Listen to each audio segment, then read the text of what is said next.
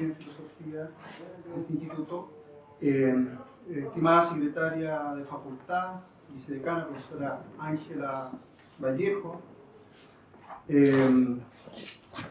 estimado director, apareció, lo invocamos, director del Instituto de Historia y Ciencias Sociales, profesor Pablo Aravena, directora de carrera, profesora Jenny Donoso, y director de la carrera también de Pedagogía en Música, profesor Pablo Palacio, profesoras, profesores, estudiantes y centros de estudiantes de la carrera de Pedagogía en Filosofía, que me han solicitado excusarlos por no poder quedarse toda la conferencia, pues tienen un compromiso con el rector Osvaldo Corrales y las autoridades de rectoría, así que la mejor de la suerte en esa reunión.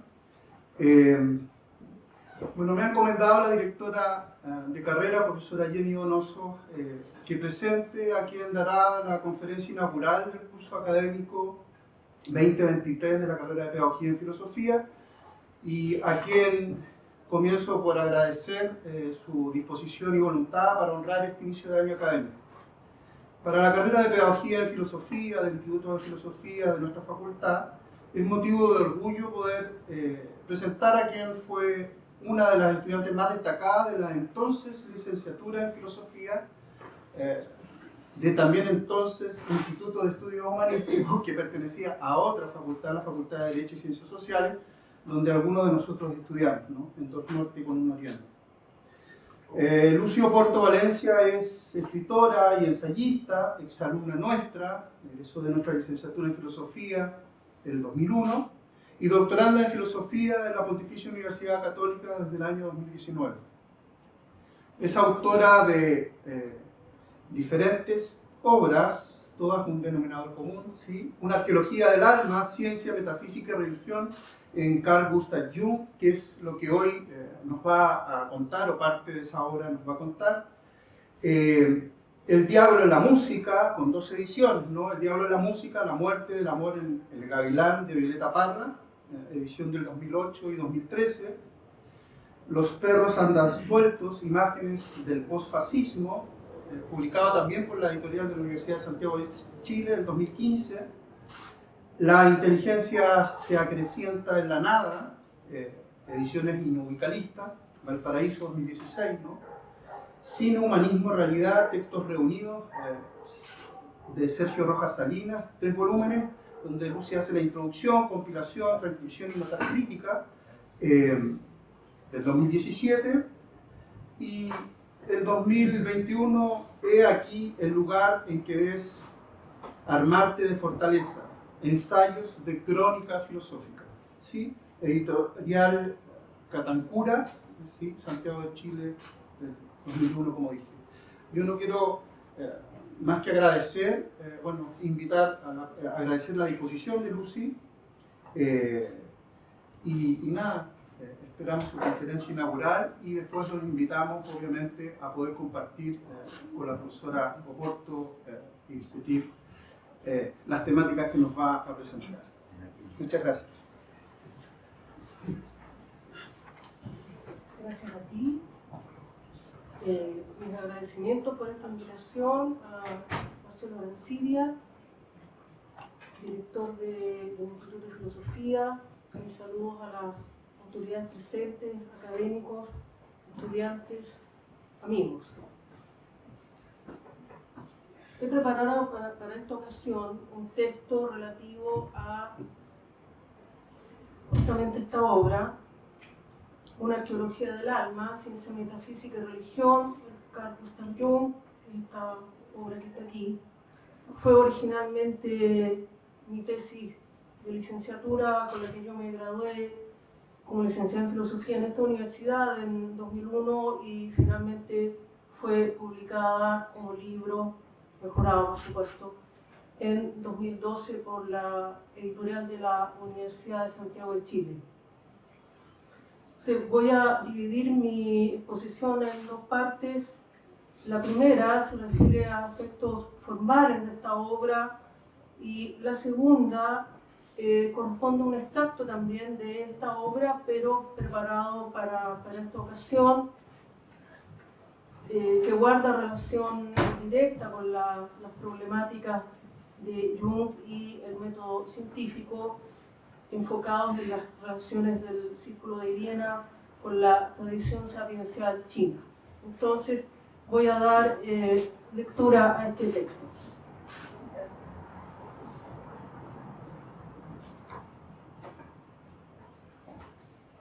Aspectos formales.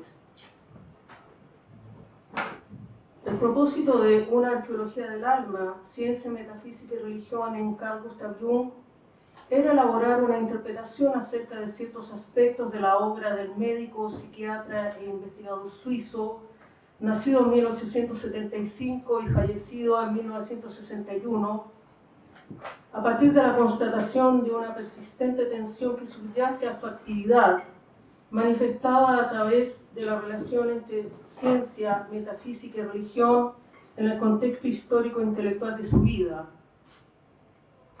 El llamado proceso de iconoclastia o extinción simbólica, en términos de Gilbert Durand, consistente en el progresivo debilitamiento y pérdida de irradiación de sentido de los símbolos religiosos, en el marco de una paulatina devaluación de las imágenes en Occidente, coincide en su avance con la instalación y auge de las ciencias experimentales como discurso hegemónico desde un punto de vista epistemológico, cultural y espiritual.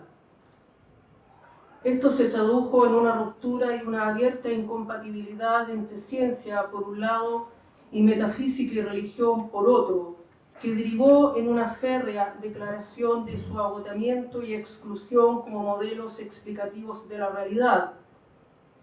Tales elementos llegaron incluso a ser parte de lo que Jung entendía por espíritu de la época, esto es, el conjunto de creencias, modelos, orientaciones y prejuicios socialmente aceptados y sancionados por una cultura en una época determinada. En cuanto a su trabajo científico, la opción metodológica de Jung fue atenerse exclusivamente a los fenómenos psíquicos como objeto de estudio, al margen de presupuestos metafísicos y religiosos. Pero en su obra hay manifestaciones de una ambigüedad y una inestabilidad de tal posición que señalan un conflicto soterrado, nunca hecho explícito del todo. De ahí los siguientes problemas e hipótesis. Da cuenta la obra de Jung de una ruptura entre ciencia, metafísica y religión. Si la hay, ¿es esta una ruptura sostenida o por el contrario, hay un intento de conciliar ciencia, metafísica y religión? Y de ser así, ¿cómo es este posible y cuáles son sus presupuestos teóricos? Pese a las directrices impuestas por el espíritu positivista de su época, que rechaza la metafísica y la religión, despreciándolas como formas de conocimiento, Jung propone una relación conciliadora entre tales esferas.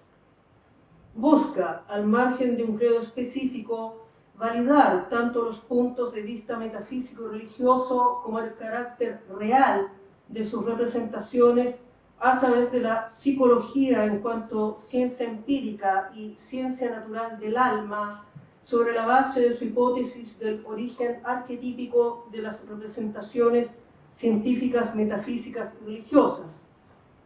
Por lo demás, su disposición mística, asociada a la alta valoración que atribuye al alma como condición de posibilidad de la ampliación de la conciencia, sitúa a Jung en un rango de opciones de búsqueda mucho más amplio. Tal disposición y apertura le permitieron distanciarse de la actitud unilateral característica de la conciencia moderna, pudiendo así desarrollarse como investigador científico y al mismo tiempo como pensador metafísico y religioso en sentido amplio. Pero el conflicto entre el espíritu positivista de su época y los íntimos requerimientos de su alma, unidos a sus disposiciones internas, va a derivar en una permanente tensión, ambigüedad, inestabilidad, conflicto y desbordamiento de sus posiciones. No obstante, se trata de un debate del que Jung no tiene ni podía tener lo que pudiera llamarse distancia teórica por encontrarse en medio de él. Relevancia filosófica. Jung es un médico y un investigador consagrado al estudio del alma y no propiamente un filósofo, no al menos desde el punto de vista de la filosofía profesional y burocratizada dominante en la actualidad.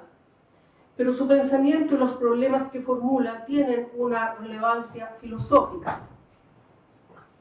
Este último es un concepto secundario o marginal presente en la obra de Miguel Orellana Venado, una de cuyas líneas es la metafilosofía, la cual aborda aspectos formales relativos al entendimiento de la filosofía, tales como la pregunta por su naturaleza, más allá de su contenido específico. Dicha relevancia filosófica, ampliada en el marco de este trabajo, que fue supervisado por él cuando fue elaborada la tesis, consiste en la referencia directa o indirecta de obras en principio no filosóficas a cualesquiera de las concepciones e instituciones propias de las distintas tradiciones filosóficas que constituyen la historia de la filosofía, conforme al modelo propuesto por él, así como a las huellas o vestigios de tales concepciones, instituciones y tradiciones presentes en marcos teóricos, posiciones, puntos de vista y elaboraciones diversas. Si bien Orellana enfoca dicho modelo en el siglo XX, su distinción entre tradiciones, concepciones e instituciones también puede aplicarse a épocas anteriores. El presente trabajo se concentra en la relevancia epistemológica y metafísica de la obra de Jung. Esta tiene, primero, una cuádruple relevancia epistemológica. Primero, la obra de Jung supone una crítica al divorcio entre ciencia por un lado y metafísica y religión por otro, cuya cristalización teórica se expresa tanto a través del positivismo de Comte, la etapa culminante del proceso de iconoclastia o extinción simbólica según Durand, como a través del positivismo lógico del Círculo de Viena, su continuación inmediata. Segundo, Jung busca determinar aquellas condiciones psicológicas del conocimiento científico que implicarían, desde un punto de vista teórico, una conciliación entre ciencia, metafísica y religión. Tales condiciones se relacionan con el origen arquetípico de las representaciones científicas, metafísicas y religiosas.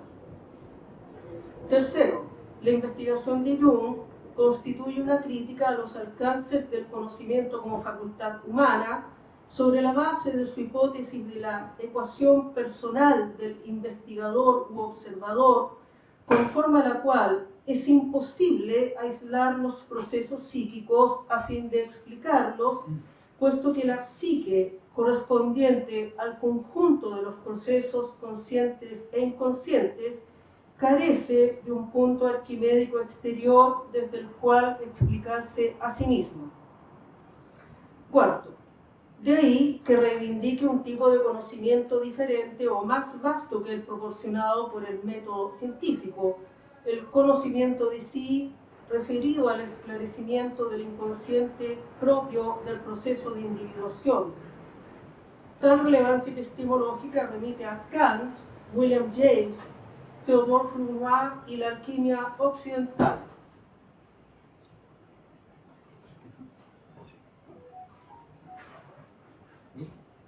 Segundo, tiene una triple relevancia metafísica. Primero, Jung adquirió vastos conocimientos acerca de concepciones presentes en la filosofía antigua, medieval y del Renacimiento. Segundo, se interesó por las representaciones metafísicas, especialmente las asociadas a distintas concepciones de la divinidad tratadas como fenómenos psíquicos. Por ejemplo, la imagen de la unidad divina presente tanto en Orígenes de Alejandría, escritor eclesiástico del siglo III, como en la alquimia occidental, entre otros. Y tercero, los antecedentes de sus conceptos básicos y derivados remiten a temas y problemas subyacentes a su investigación, pertenecientes sobre todo a la tradición metafísica de la filosofía, entre otros, los antecedentes del concepto de arquetipo, en Dionisio, Areopagita y San Agustín, entre otros, del concepto de sincronicidad, teoría de la correspondencia y Leibniz, entre otros, del concepto de inconsciente, Leibniz, Fichte, Schelling, Freud, entre otros, del concepto de alma, Plotino, entre otros. Por lo demás, dichos antecedentes remiten a temas y problemas metafísicos, tales como ser y devenir, lo uno y lo múltiple, lucha y conjunción de opuestos. Este último es el más recurrente en su obra. Las principales fuentes del pensamiento de Jung son de orden filosófico. Autores tales como Heráclito, Meister Eckhart, Leibniz, Kant, William James, Rudolf Otto, Theodor Fournier, Freud. Dentro de las tradiciones filosóficas occidentales, la más significativa es la tradición metafísica, platonismo, gnosticismo, patrística, alquimia occidental y filosofía del Renacimiento. Y dentro de las tradiciones del pensamiento oriental, taoísmo, alquimia china, I Ching, Tao Te Ching y El secreto de la flor de oro, traducidos por el sinólogo alemán Richard Wilhelm. Conceptos básicos y derivados. La primera y la segunda parte de la presente obra exponen los conceptos básicos y derivados que conforman el marco teórico general de Jung, en orden a estudiar la relación entre ciencia, metafísica y religión que se desprende de este. El autor optó por exponer el proceso de su investigación, más bien que su producto final. De ahí la necesidad de abordar el proceso de constitución de sus conceptos, cuyo entendimiento se iba ampliando a medida que identificaba nuevas variables, anomalías, características o regularidades mediante una atenta observación de los fenómenos psíquicos, aunque conservando una línea central a partir de su pregunta por la naturaleza de lo psíquico o de la psique. Conceptos básicos son formulaciones propuestas como puntos de partida en orden a describir un determinado fenómeno investigado. Tales conceptos confieren a una teoría sus caracteres esenciales y determinan la elaboración de los restantes conceptos que la constituyen, mientras que conceptos derivados son formulaciones que se obtienen a partir del entendimiento de dichos conceptos básicos y sus relaciones internas. Jung propuso dos conceptos básicos, arquetipo e inconsciente colectivo. Ambos evolucionan casi simultáneamente y son interdependientes. Por un lado, los arquetipos son los contenidos del inconsciente colectivo, y por otro, el inconsciente colectivo contiene, teóricamente al menos, la totalidad de todos los arquetipos. La primera parte expone la evolución del entendimiento del concepto de arquetipo, abordado como concepto formal, ahistórico y acultural, cuyo entendimiento se va transformando. Sus variaciones se muestran a través de distintos términos: complejo inconsciente, imago, que extrajo de una obra de Carl Spitteler, imagen primordial, dominantes de la psique suprapersonal, junto a la distinción entre imagen arquetípica y arquetipo en sí. Examinar el pensamiento de Jung en movimiento permite apreciar cómo va desplazándose desde una observación de manifestaciones orgánicas asociadas a los indicios de complejo y el experimento asociativo, hasta consideraciones metafísicas, por ejemplo, las relativas al arquetipo en sí. La segunda parte expone la evolución del entendimiento del concepto de inconsciente con sus principales conceptos derivados: conciencia, líbido, psique, alma, símbolo, proceso de individuación y sí mismo. El concepto de inconsciente presenta las siguientes diferenciaciones: inconsciente personal, inconsciente colectivo e inconsciente psicoide o incapaz de conciencia.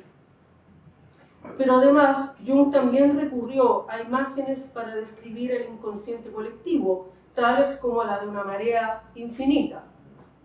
Otros conceptos y sus relaciones son personalidad, relacionado con el proceso de individuación; persona con los de alma y conciencia, sincronicidad con el de arquetipo, en antiodromía, que tomó de Heráclito, con los de conciencia e inconsciente.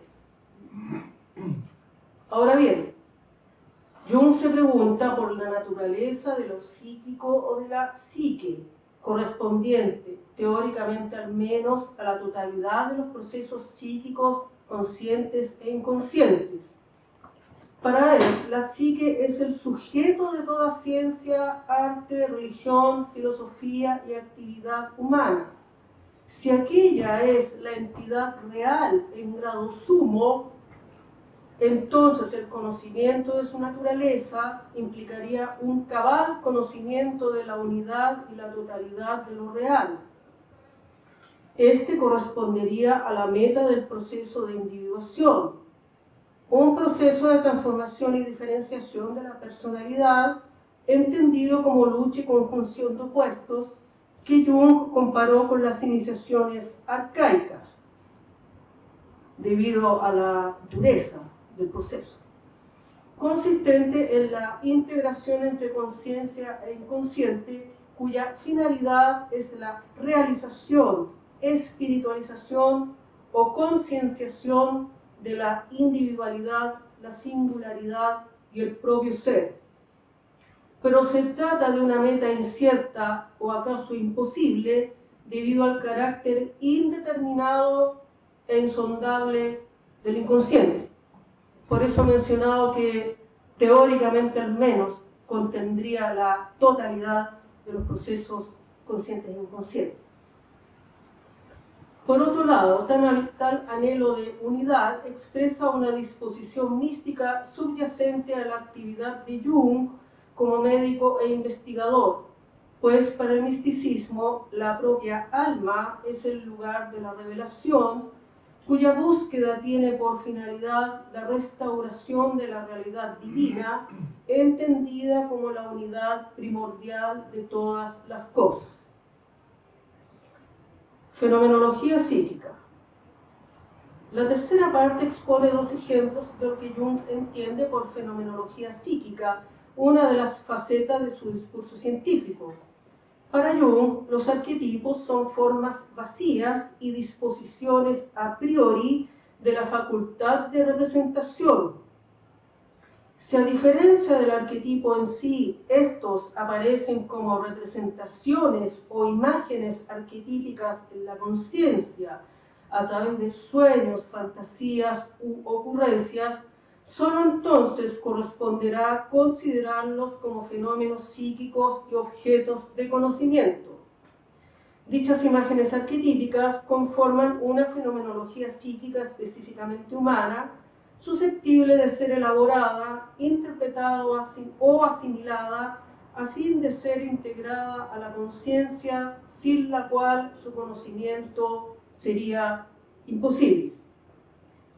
Es decir, sin la conciencia no hay nada, no hay conocimiento ni una realidad inteligible, de ahí su importancia capital.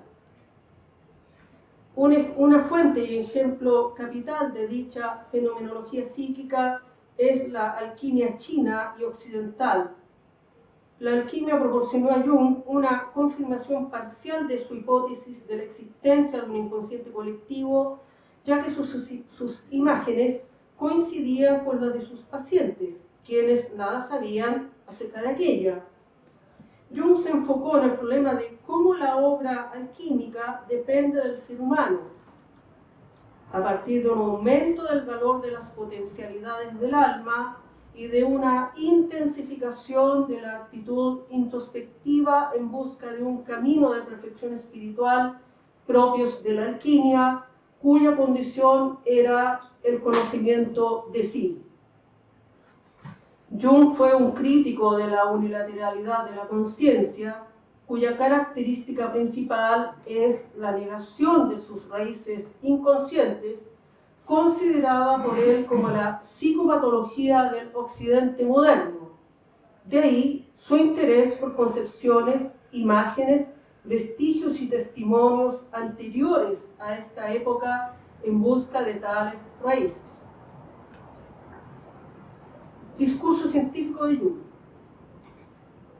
La cuarta parte expone distintas facetas del discurso científico de Jung, sus posiciones, ambigüedades y contradicciones, su permanente desbordamiento hacia consideraciones de orden ético, metafísico y religioso. Dichas facetas son su hipótesis de la realidad del alma, conforme a la cual lo psíquico constituye para el ser humano la única experiencia inmediata. La distinción kantiana entre el fenómeno y la cosa en sí, aplicada a su tratamiento de las imágenes y conceptos metafísicos y religiosos. La oposición de sociología del inconsciente a la llamada psicología sin alma, correspondiente a la psicología experimental o psicofisiología, cuya característica principal era una sobrevaloración de lo somático que se expresará en términos de una reducción de las enfermedades psíquicas a enfermedades del cerebro. Jung busca dar forma a una ciencia natural del alma, de ahí su inestable, ambigua y, solo en principio, contradictoria posición frente al método científico, dado que al investigar la naturaleza de lo psíquico iba constatando los límites de su puesta en práctica debido al carácter insondable e indeterminado del inconsciente y a la imposibilidad de aislar los fenómenos psíquicos a fin de explicarlos. Además, rechaza el predominio de la teoría por sobre la experiencia y tiende a minusvalorar la relevancia que la elaboración de conceptos, hipótesis y teorías tiene para la ciencia, a pesar de que él mismo también los propone y desarrolla. Estas ambigüedades expresan el conflicto entre tendencias y modos de explicar la realidad al interior del propio Jung, que coincide con la controversia de su tiempo entre ciencia, por un lado, y metafísica y religión, por otro, asociada al surgimiento del positivismo y la crisis de la metafísica. Jung establece una relación entre los conceptos de fenomenología, experiencia y verdad, cuyo foco es el concepto de experiencia. El punto de vista fenomenológico es una actitud consistente en una atenta observación de los fenómenos psíquicos, absteniéndose de presupuestos metafísicos. Se trata de una metodología descriptiva cuyas fuentes principales son la crítica kantiana del conocimiento, William James y su aproximación a la experiencia religiosa, Theodore Flournoy y su principio de exclusión de la trascendencia, siguiendo a James, la concepción del no hacer proveniente de la tradición sapiencial china y la propia experiencia médica de Jung.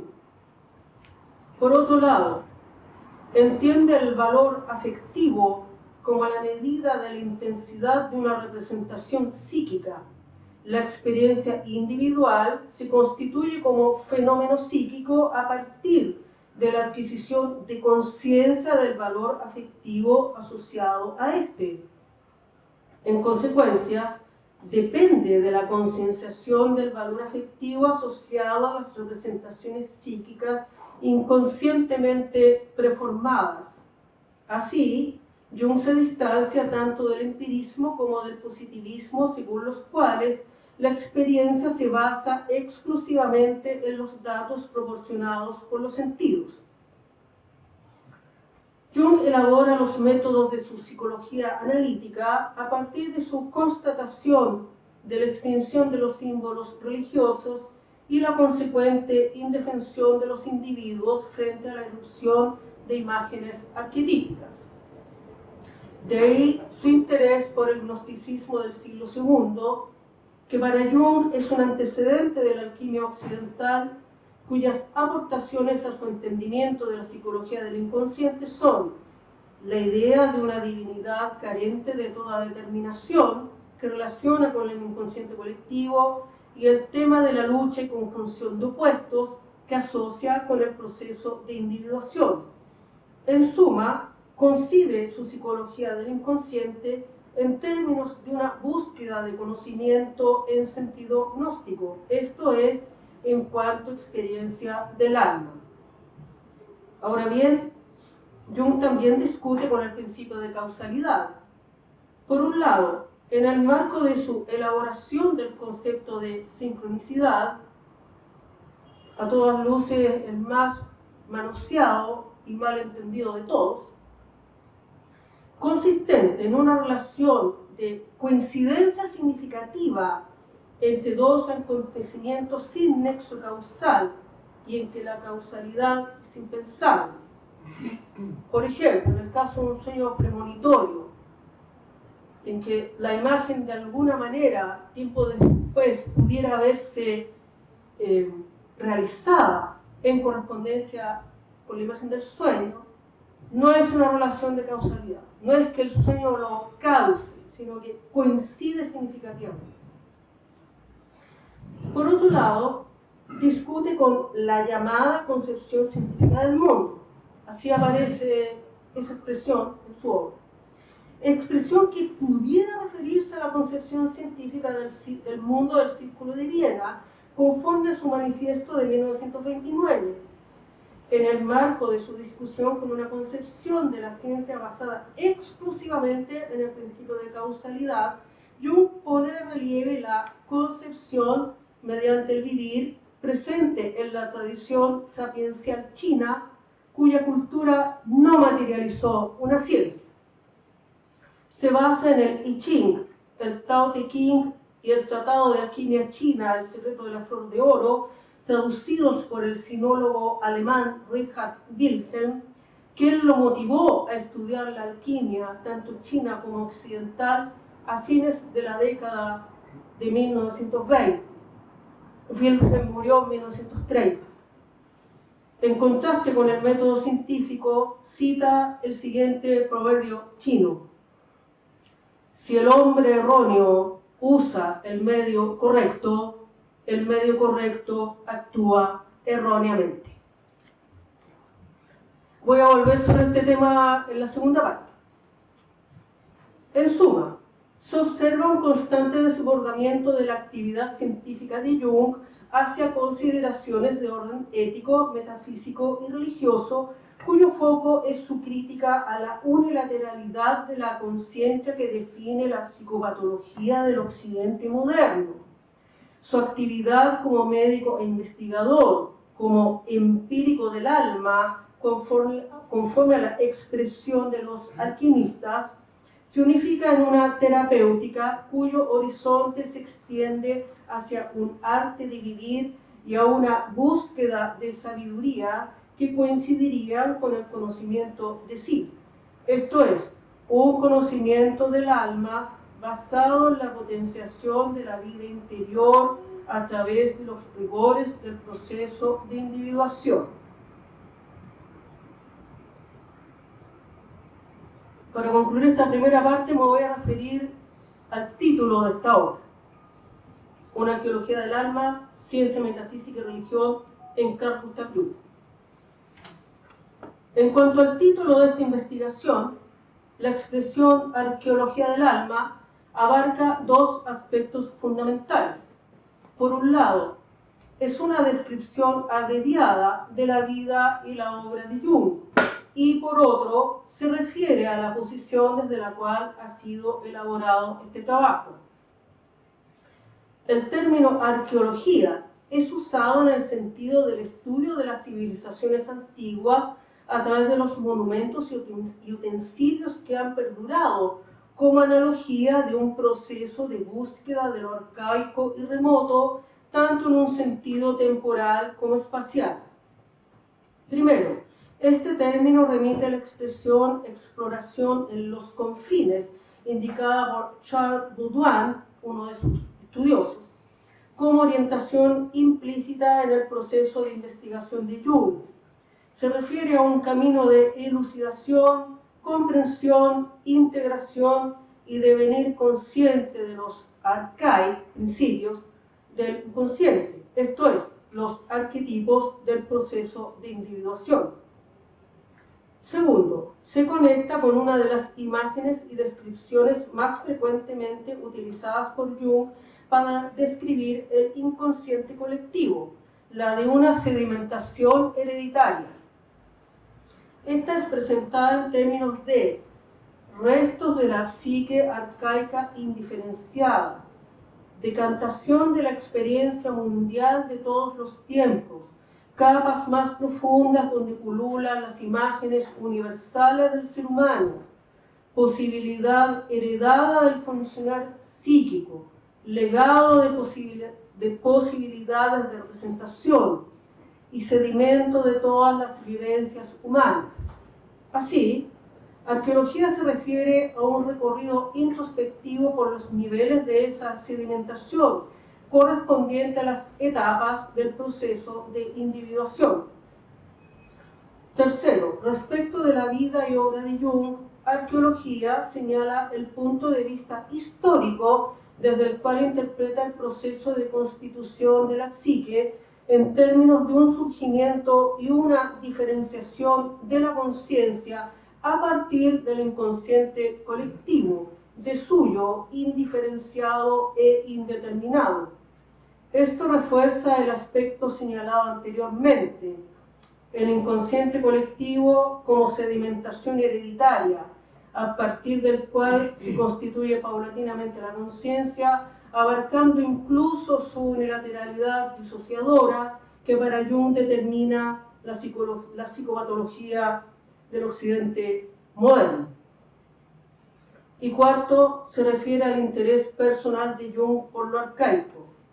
Tempranamente la arqueología y la paleontología, más tarde los preliminares históricos inmediatos de la conciencia moderna, cuyo foco es la alquimia occidental. Respecto del término alma, corresponde hacer explícitas las siguientes distinciones.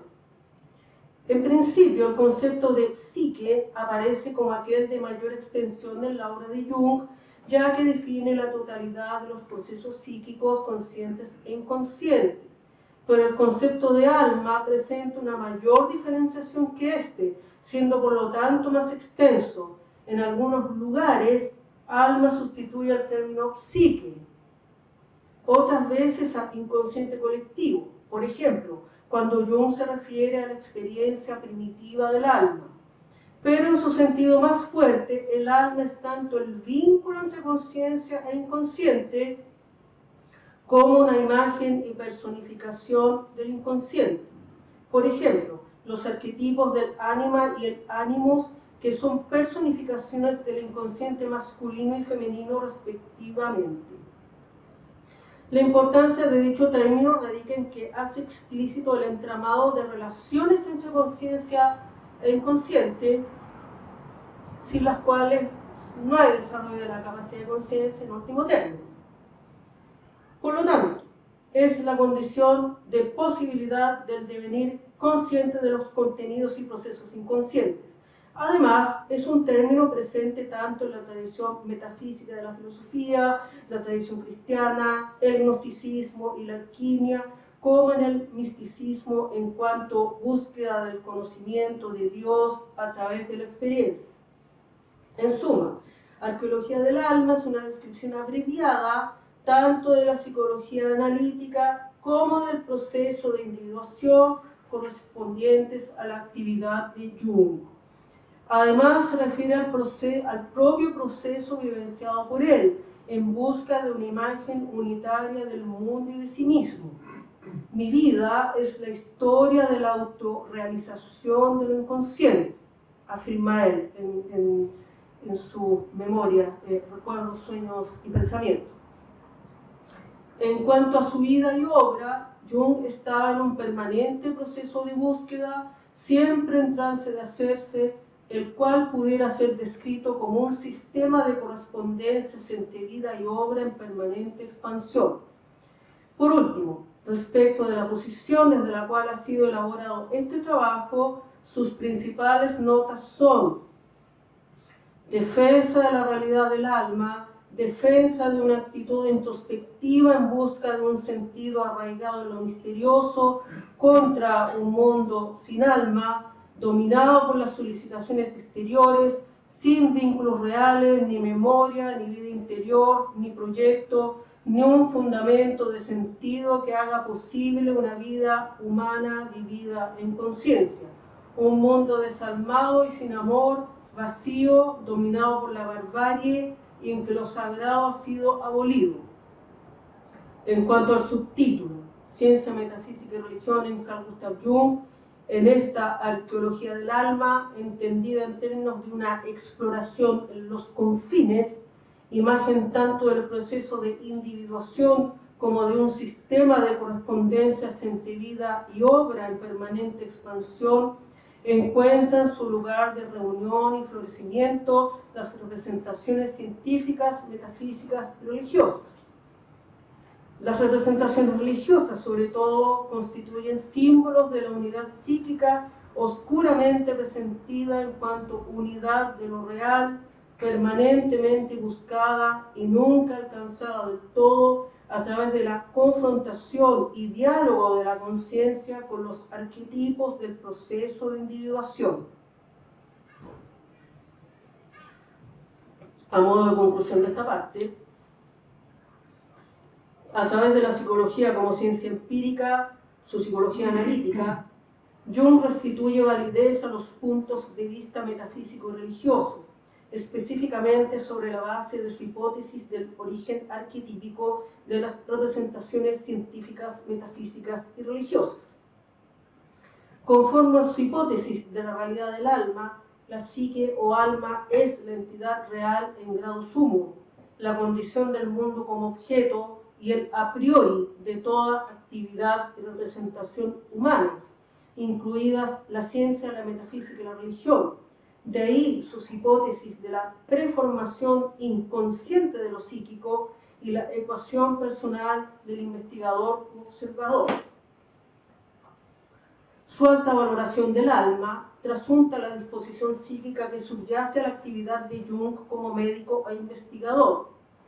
Su disposición mística que colisiona con el espíritu positivista de su época debido a su rechazo de la metafísica y la religión, pero él nunca llegó a adquirir suficiente distancia de su debate interno, que era un reflejo del debate cultural de su tiempo. Sin embargo, sus esfuerzos se orientaron siempre en busca de una conjunción de los supuestos correspondiente a aquello que la unilateralidad de la conciencia moderna, considerada barbárica por él, no podía concebir unido. Ciencia metafísica, ciencia y religión, a partir de una resuelta valoración del alma. De ahí también el permanente desbordamiento de la actividad científica de Jung, tanto hacia consideraciones éticas, metafísicas y religiosas, como a ámbitos de conocimiento distintos de la ciencia o pertenecientes a otras culturas.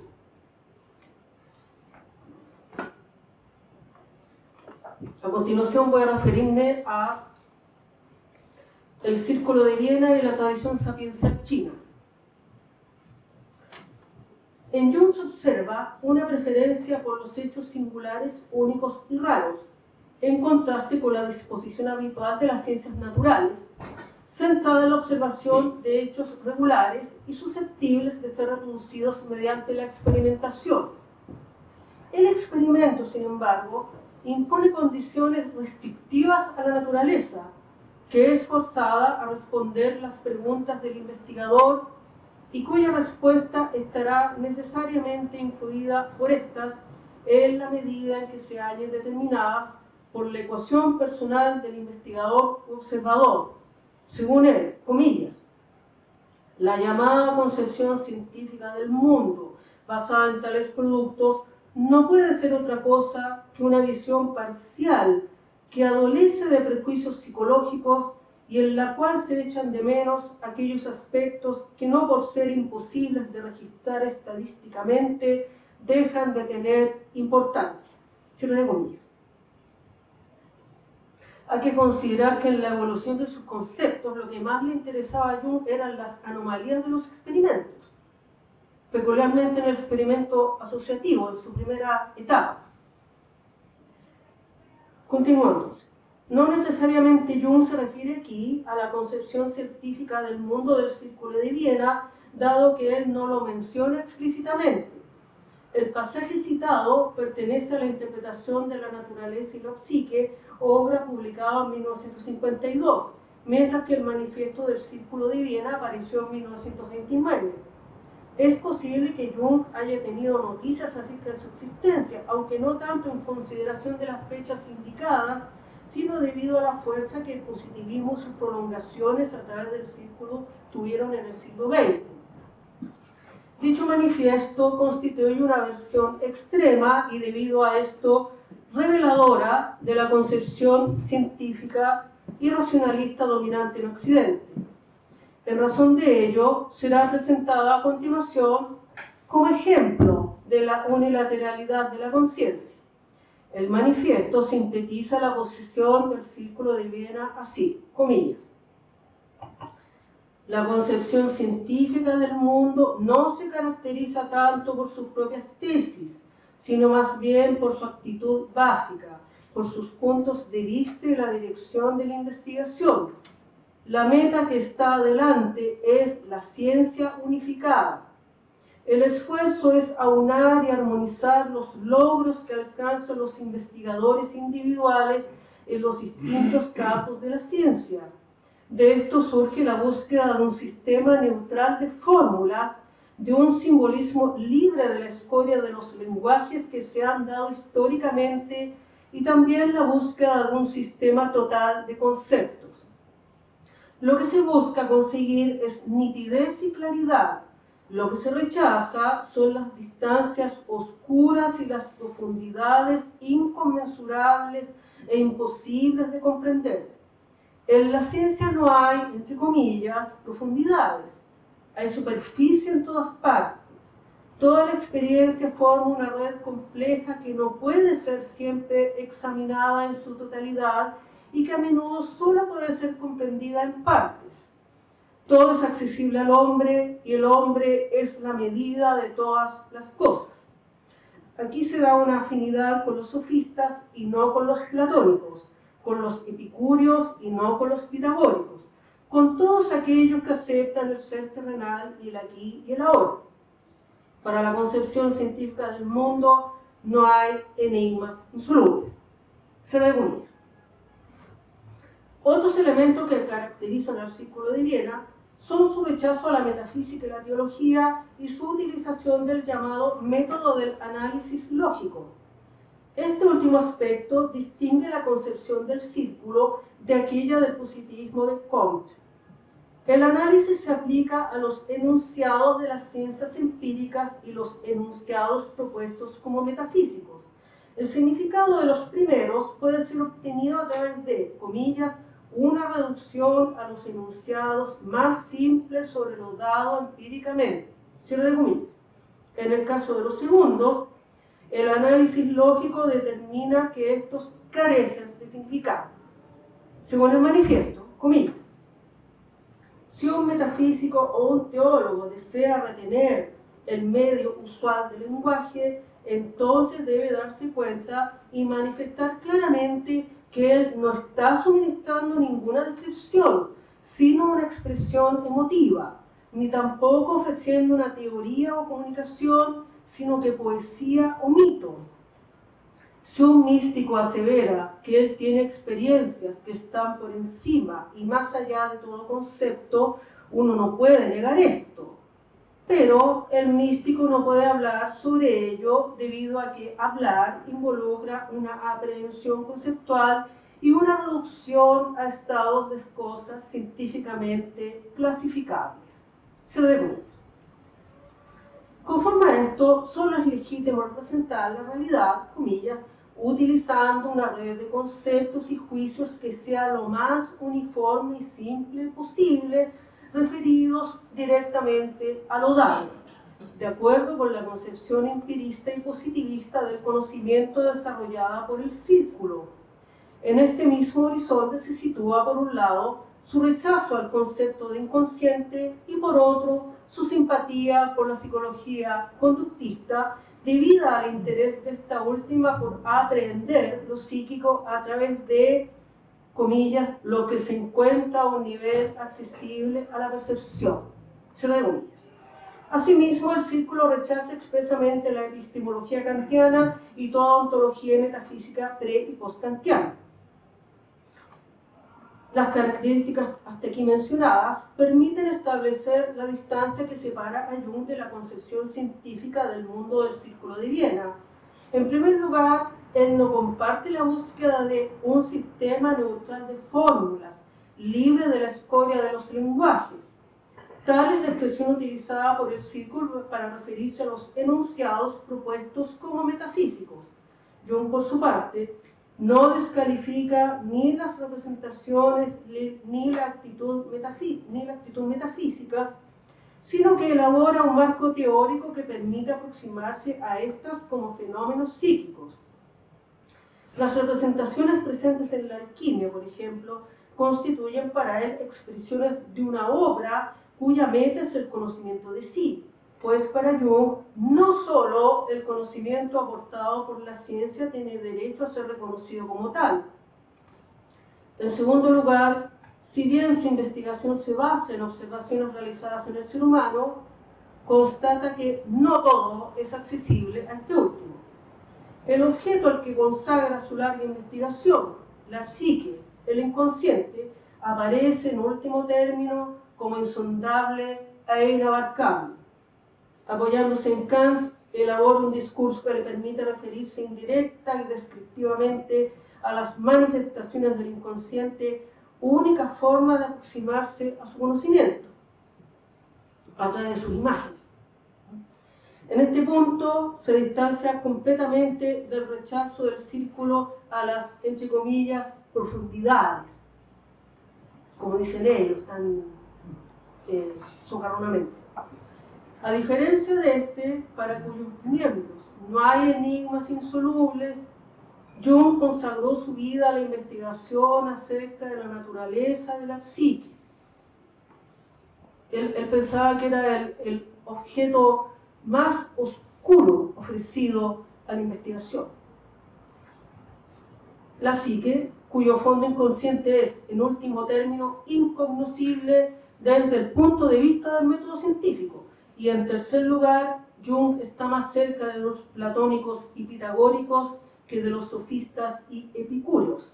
Ello queda de manifiesto, por ejemplo, en su interés por la alquimia y el gnosticismo afines al platonismo y el pitagorismo. Otro aspecto que distancia a Jung de la concepción científica de la concepción científica del mundo del Círculo de Viena es la importancia que él atribuye al valor afectivo asociado a los fenómenos psíquicos. El Círculo, por su parte, considera las expresiones de la metafísica y la teología como emotivas, con un marcado acento peyorativo, al punto de negarles el derecho a constituirse como lenguaje. Para el Círculo, las representaciones de la metafísica y la teología, la poesía, el mito y el misticismo carecen de toda legitimidad en lo referente a su constitución como lenguaje. No son descripciones, ni teorías, ni comunicaciones.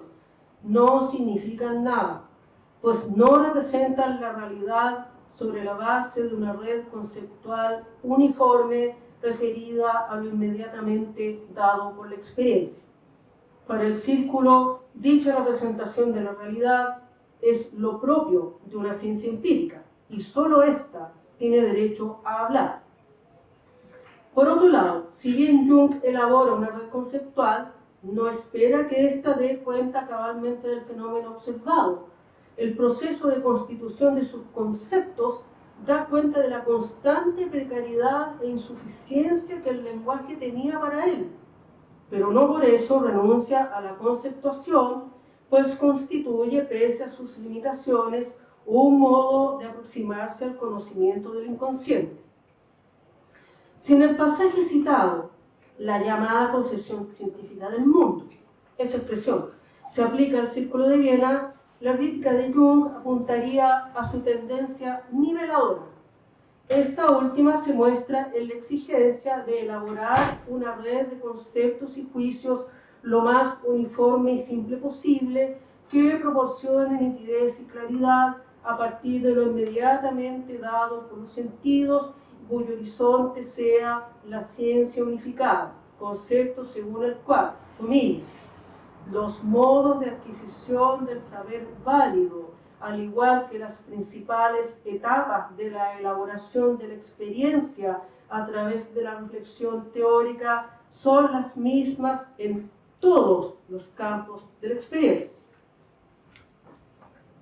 Pero se trata de una exigencia unilateral, porque excluye todas aquellas expresiones distintas a las de la ciencia, desembocando así en una nivelación incapaz de hacerse cargo de lo raro y excepcional. Jung critica una concepción de la ciencia basada exclusivamente en el principio de causalidad. Esta crítica se basa no solo en su experiencia médica y su observación de acontecimientos acausales, el fenómeno sincronístico, sino también en su comparación entre aspectos de las culturas china y occidental referidos al pensamiento y la ciencia. El caso de la cultura china adquiere particular relevancia para Jung debido a que, a diferencia de la cultura occidental, esta no materializó una ciencia. Conforme a la hipótesis de Jung, el pensamiento chino clásico se basa en el principio de sincronicidad. Él extrae esa conclusión basándose en el I Ching, entre otros tratados chinos de sabiduría. Su crítica a una concepción de la ciencia basada exclusivamente en el principio de causalidad y, en general, a la hegemonía del discurso científico en Occidente, busca solo establecer una limitación de su alcance, comparando la actitud subyacente a tal hegemonía con un punto de vista diferente y más amplio, a saber, aquel apostado por las, comillas, penetrantes concepciones prácticas de la flor de la inteligencia china. Al comparar aspectos de las culturas china y occidental, Jung busca relativizar tanto un principio de causalidad como la hegemonía del discurso científico en Occidente. Es decir, no está por su desaparición, ni su abolición, ni declararle la guerra a la cultura occidental, que está tan de moda ahora, no es nada de eso. Simplemente ponerlo en su lugar, dada su crítica a su unilateralidad. Bueno, que se muestra cabalmente a través, por ejemplo, el desastre ecológico o la idea de que la economía es una ciencia dura y todo ese tipo de cosas. Lo podemos hablar después. Entonces, según Jung, comillas, la ciencia es la herramienta del espíritu occidental, forma parte de nuestra comprensión y oscurece la penetración solo cuando toma la concepción que ella permite por el total de la concepción. El este nos enseña una concepción distinta, más amplia, más profunda, más elevada, o sea, la concepción mediante el vivir. Cierre comillas. Dicha concepción mediante el vivir guarda relación con la sincronicidad y la ecuación personal del investigador observador. Recordemos que se refería a la imposibilidad de aislar los procesos psíquicos a fin de explicar. Si la causalidad describe una secuencia de hechos, la sincronicidad describe una coincidencia significativa de hechos. En el I Ching, el único criterio que valida la sincronicidad es la opinión del observador, de acuerdo con la cual el texto de un determinado hexagrama es equivalente a su estado psíquico. De este modo, la sincronicidad aparece en conexión con la ecuación personal del investigador observador. Tal relación queda expresada a través del siguiente proverbio chino: si el hombre erróneo usa el medio correcto actúa erróneamente. Es aquí donde mejor se muestra la radical distinción entre el pensamiento chino clásico y la concepción científica occidental respecto del conocimiento y el modo de aproximarse a la realidad. Para la mentalidad occidental, la aplicación del método científico ha de darse con independencia de quien lo emplea, desde una pretendida objetividad, pero, de acuerdo con las observaciones de Jung y sus formulaciones acerca de la ecuación personal del investigador, en este caso, todo depende de la psique humana y poco o nada del método. Este último es solo el camino a través del cual el modo de proceder del investigador ha de ser la fiel expresión de sí mismo, lo que implica un extenso proceso de autoconocimiento, ¿no? De lo contrario, comillas, el método no es más que una afectación, algo artificialmente aprendido como un agregado, sin raíces ni savia, sirviendo al objeto ilegal del autoencubrimiento, un medio de ilusionarse sobre sí mismo y escapar a la ley quizás implacable del propio ser. Cierre de comillas. Según Jung, el pensamiento chino clásico no se encuentra tan alejado de los hechos centrales del alma, como escribe él, pues reconoce la tensión, la paradoja, la lucha de los supuestos, la contradicción y la polaridad que, conforme a este pensamiento, sustentan todo lo viviente, y que se encuentra también en general en el discurso de Jung. Él piensa de esa manera. Este tipo de pensamiento constituye para él un contraejemplo frente a la unilateralidad de la conciencia moderna. Al confrontar ambas culturas, busca poner en evidencia el profundo desequilibrio psíquico del occidente moderno. Comillas, los opuestos siempre se equilibran, un signo de alta cultura, mientras que la unilateralidad, aunque presta siempre impulso, es por ello un signo de barbarie. Cierre de comillas. El I Ching insiste en la necesidad del conocimiento de sí. Por lo tanto, el I Ching, no está destinado a una mentalidad frívola e inmadura, como tampoco a una mentalidad racionalista unilateral.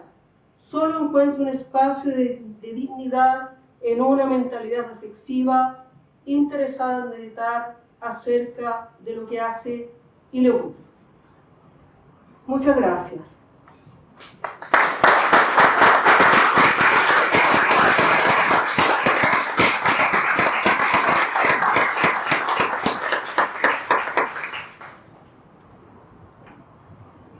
Vamos a dar paso entonces a rondas de preguntas, ¿sí? ¿Algún comentario, pregunta? Catalina, sí.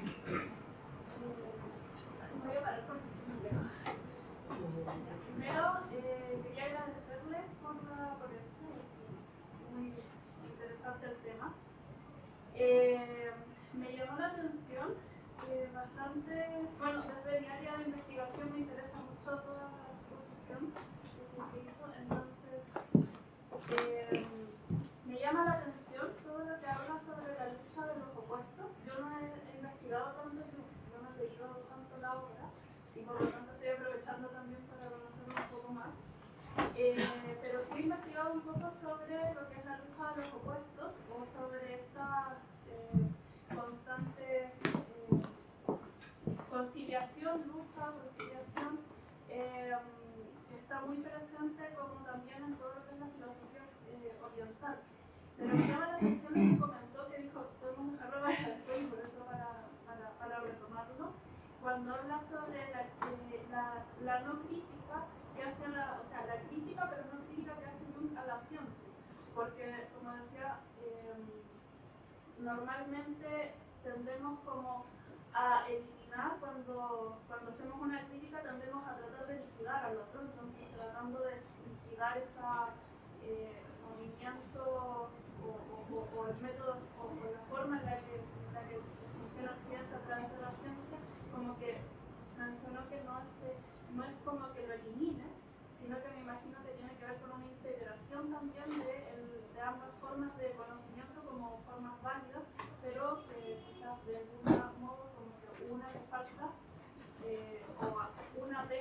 sacando cosas que la otra va integrando.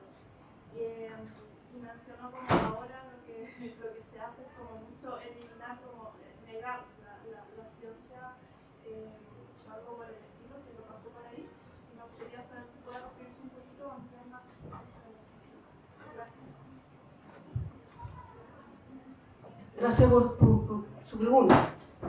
Bueno, básicamente lo que estaba señalando, ¿no? La gran crítica de Jung es a la unilateralidad de la conciencia del occidente moderno. Él, además, está, en cuanto a su contexto histórico, están las dos guerras mundiales y la debacle que se produce en ese contexto de tanta destructividad. Pero es un fenómeno que ya se observaba a través de las fuentes que él consultó, ya sea las postrimerías de la Edad Media. Por ejemplo, recuerdo que lo observa a través de cómo la vertical de las catedrales, por ejemplo, va dando lugar a la horizontal del estilo posterior, que coincide a su vez con la expansión territorial de Occidente, por ejemplo, las grandes conquistas de otros territorios en el mundo, por ejemplo, ¿no? Eso sigue evolucionando. Al respecto es interesante la obra de Gilbert Durand, se llama La imaginación simbólica, pueden consultarlo porque circula en la red.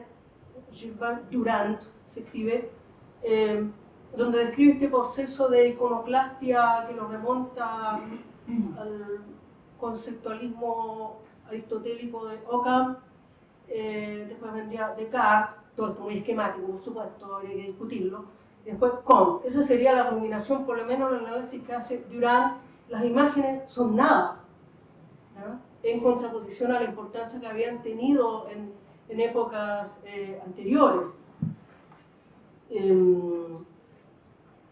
como señala Jung, ¿no? La unilateralidad es una manifestación barbárica. Y lo que mencionaba en un momento sobre las críticas a Occidente es porque en el último tiempo se puso como una moda. Recordemos la fallida Convención Constitucional, donde las diatribas eran contra la cultura occidental, ¿no? El indigenismo contra la cultura occidental, estamos colonizados por la cultura occidental, es decir, somos parte de la cultura occidental.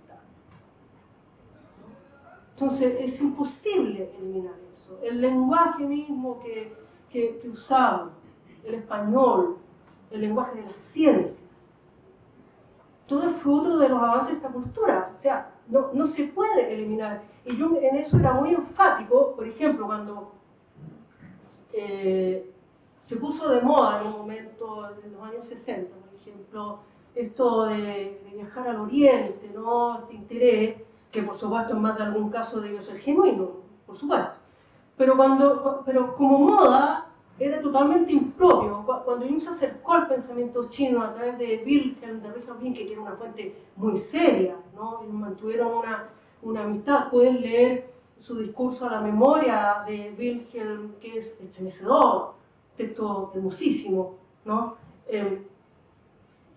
Él ya ahí observa que la cultura occidental debe atenerse a sus premisas culturales y no ir fuera a buscar, y la expresión que usa es como piratas sin patria. O sea, podemos estudiar otras culturas, la India, China, sobre todo ahora que hay muchas más posibilidades con los avances de la era digital, desde luego. Pero las raíces de estas culturas son otras. Arraigan en el mundo antiguo, en el cruce de la filosofía antigua con el pensamiento judeocristiano, el judaísmo, el cristianismo y la filosofía griega. Esas son las raíces de la cultura occidental. Y sería bueno que se retomaran esos estudios mucho más a fondo, porque también yo noto una tendencia a eliminarlos, porque ¿cómo lo vamos a estudiar? O sea, no podemos seguir colonizados y toda esa basura, ¿no? O sea, simplemente un equilibrio entre las cosas. A eso apunta Jung. Él no renuncia nunca a la ciencia, no hay que olvidar eso. Él no es un charlatán esotérico ni nada por el estilo. Era un médico y un científico. Lo que sucede es que cuando empieza a estudiar los procesos inconscientes, encuentra que no era suficiente el método científico, al menos tal como se planteaba. En este libro, cuando yo abordé esa parte, fue difícil, pero recordé el clásico libro de Carl Hempel, que no sé si lo siguen estudiando aquí, ¿no? Que es un excelente libro donde describe el método científico en su formulación más estricta y además presenta los enunciados del método. Bueno, yo hice la prueba de aplicar algunas formulaciones de Jung y se puede hacer. Obviamente con matices más, matices menos. Siempre tuvo esa aplicación. Lo que sucede también es que se fue desplazando de sus primeros experimentos, sus inicios, hacia consideraciones de otro orden, sobre todo cuando termina sus vínculos con Freud, después de 1912. Eso podría, por ahora, da para bastante más. Eso. Igual entonces tendría que ver más con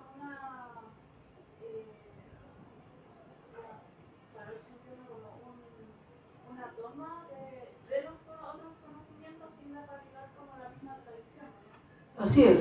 Como de incorporación.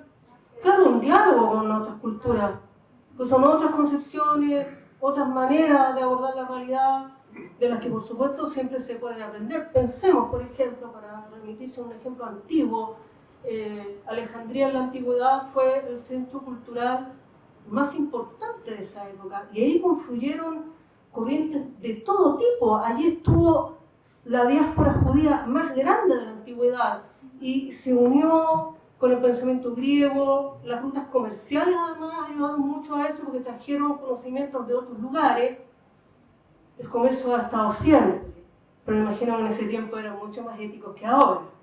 Por lo menos aportaron grandemente a la cultura, en una época en que no había avances en transporte ni ninguna de esas cosas, ¿no? Por eso es como diálogo e integración de elementos. Eso, ¿no? Tenía profesor José Pedro. No, gracias. ¿No? ¿Preguntas? ¿Sí? Por favor. Ya que anda por ahí, cuando plantea esta imagen no chamánica de Jung, y vemos cómo se abre la vía del pensamiento proyectivo, ¿qué piensa, cómo visualiza, por ejemplo, la separación concreta entre toda la psicometría y el pensamiento junguiano del arquetipo? ¿Se refiere a la psicometría con los experimentos que hizo en los inicios? Sí. No, eso fue muy importante para él. No es que adjure todo eso, fueron los experimentos que hizo en la clínica de Burg-Hölzli, donde él trabajó en sus inicios ya como profesional. No era un estudiante en práctica ni nada por el estilo, ya era un psiquiatra formado, pero era joven todavía. Pero eso le proporcionó una fuente de conocimiento inestimable. Cuando hizo estas mediciones, eso se podía medir, ¿no? Los llamados indicios de complejo, que consistía, el experimento consistía en ofrecer una serie de palabras a la persona investigada y ver qué reacciones tenía, así muy simplificado como lo estoy explicando, y él observó eso, qué reacciones había.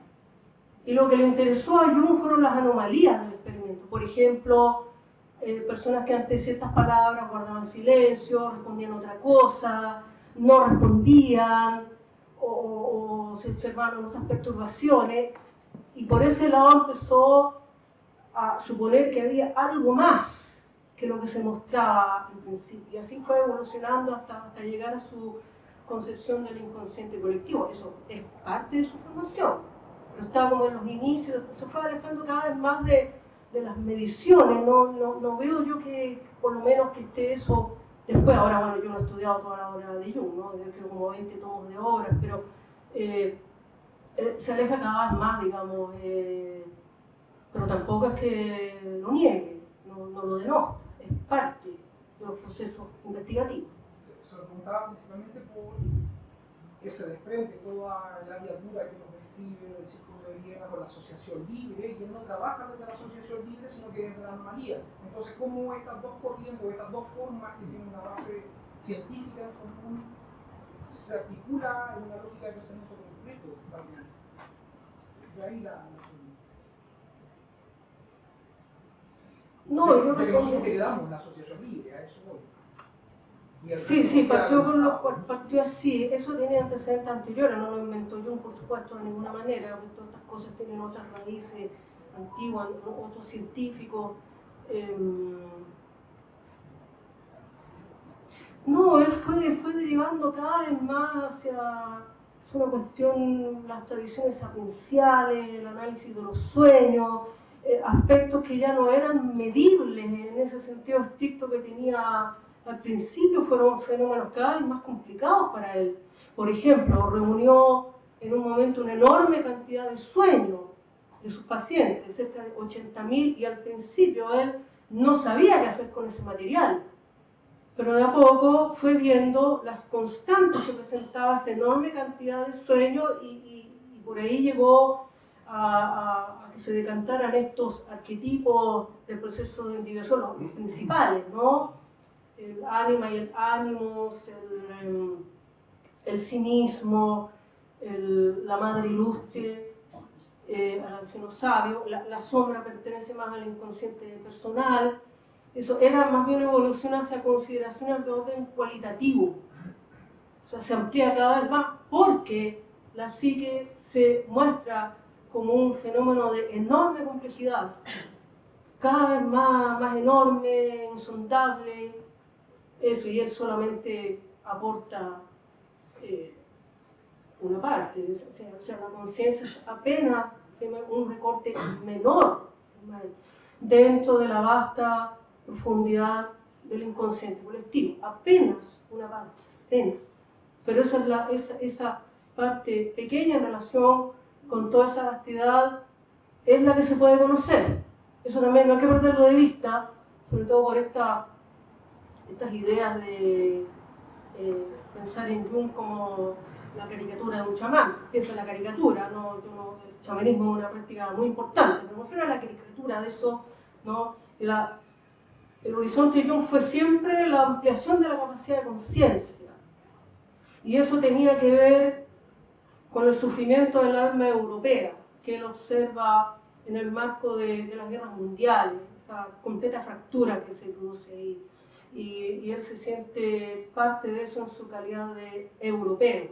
Ese aspecto le interesa contribuir a la sanación de esa enorme quiebra que se produce, cuya manifestación fueron las guerras y por supuesto la erupción de los totalitarismos y del nazismo en particular. Eso podría responder.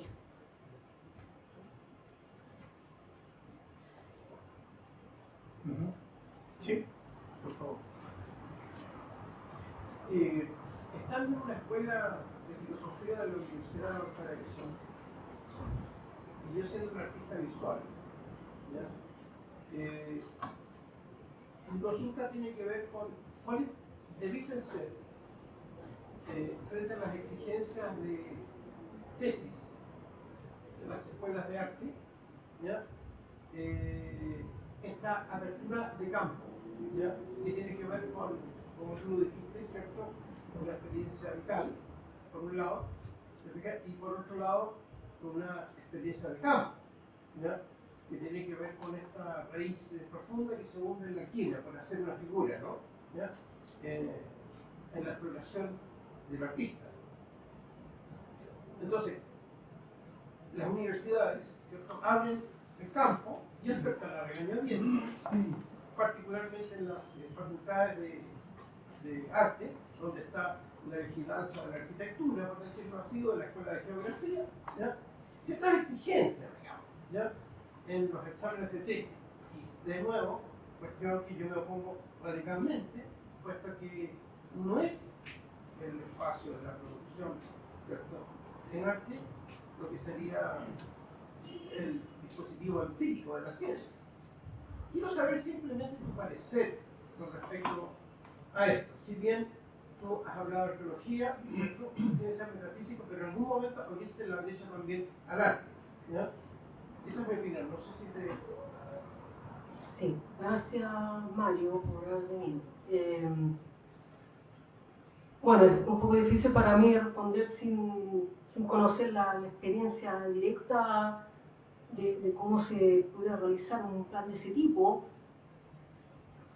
Pero, bueno, primero el arte es una fuente inestimable de conocimiento en esta línea por las imágenes que presenta, porque se pueden interpretar también en la línea de las teorías de Jung. Eso por un lado.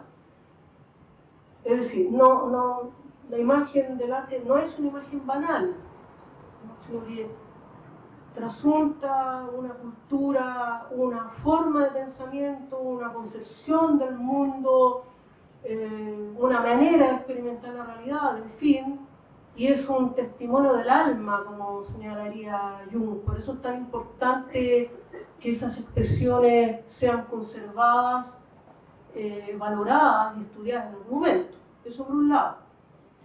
Ahora, por otro lado, lo que señalaba Jung relativo al conocimiento de sí, esta como formación personal que implicaría una escuela de ese tipo, eso demanda una enorme responsabilidad.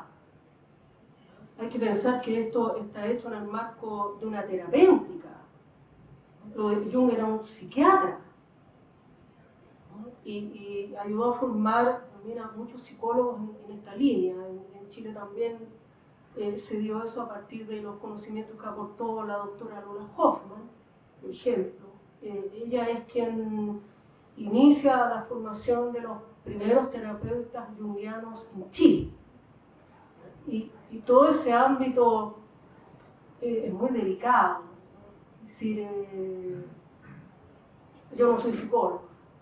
Todo lo que tiene que ver con los procesos internos, algo que bueno, los psicólogos entienden esto, ¿no? Requiere una contención, una palabra muy banalizada hoy día, pero me remito al concepto auténtico de ese mundo científico, y una responsabilidad del terapeuta consigo mismo y respecto a sus pacientes. Entonces, un poco llevar esto al área de la formación es complicado. Yo pienso que se podría hacer, pero con una conciencia en sí mismo a toda prueba. Si no puede ocurrir algo fatal. Un estudiante, supongamos, con una crisis mental, ¿qué se hace con eso?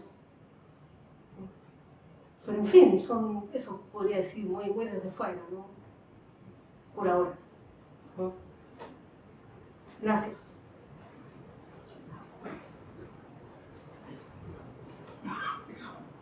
Tenemos a unos minutos para algún comentario, pregunta. ¿Sí?